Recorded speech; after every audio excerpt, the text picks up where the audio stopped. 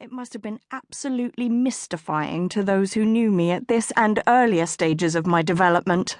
Trust me, no one ever would have voted Tamara Mellon most likely to succeed.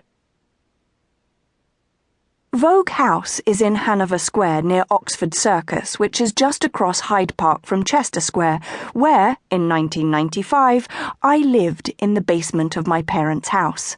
London real estate, especially in Belgravia, is ridiculously expensive, and the large houses usually have staff apartments that the older generation makes available to their less affluent adult children. My rather dodgy quarters had a separate entrance with a door that connected to the main house, which I always tried to keep locked. This modest attempt at privacy drove my mother nuts. Then again, my mother was unwell, which is a polite way of saying that she had severe emotional problems exacerbated by alcoholism, and though she was sober at this point, she was still not getting the help she needed. Then again, it may be that my mother was, and still remains, beyond help. Certainly, she has always been the most painful warp in the loom of my life. My very first memory is, in fact, of her throwing me across the bed and my hitting my head on a radiator. Had I spilled something? Made too much noise? All I remember is being so stunned that the pain took a moment to register, and then her loving words, "You're not hurt.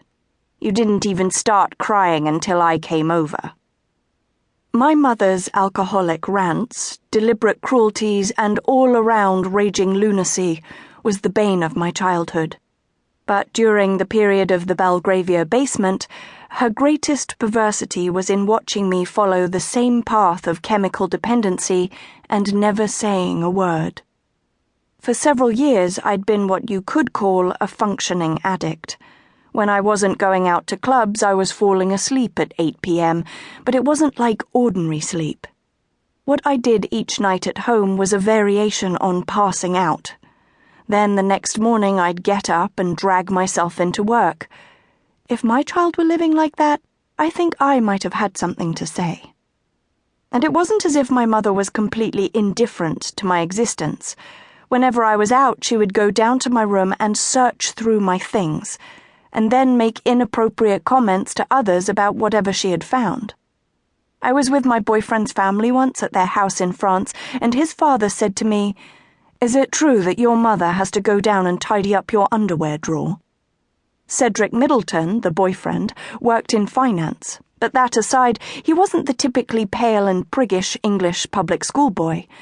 Cedric had gone to school in Switzerland, which is where the people who can afford it go when they can't quite navigate a place like Eton or Harrow. He had an edge to him. Cedric came from a lower aristocratic family and lived just around the corner, also in the basement of his parents' home. It really was quite the fashion. A few years younger than I, he was handsome and tall with floppy brown hair, and he was really a lot of fun. We hung around with a crowd that was similarly favoured by genealogy: Lucas White, Lord White's son, Emily Oppenheimer, whose family once owned most of the diamonds in South Africa, Tara Palmer-Tompkinson, goddaughter to Prince Charles, and all-purpose it-girl Tamara Beckwith, now a fixture in the British tabloids. Our nocturnal habitat ranged from L'Equipe Anglaise in Marylebone to Tramp on Jermyn Street, a private club that had been around since swinging London in the 60s. Johnny Gold, the owner, had played host to everyone, from Sinatra and the Beatles to Lindsay Lohan and Dodi Fayed. He'd even known my father back in the day, when Dad owned a similar venue and was still quite the man about town. By the time I'd reached the end of my career as a fashion editor, being fabulous on the dance floor but never quite sure of my exact whereabouts had become more trouble than it was worth. I had given my all to dissipation, and now, in a predictable twist to the unsavory plot, I was unemployed. The only reason I'd been living unhappily under my parents' roof was because, on a Vogue salary, I couldn't afford to move out. Now I had no salary at all. Lounging in my subterranean lair in the days just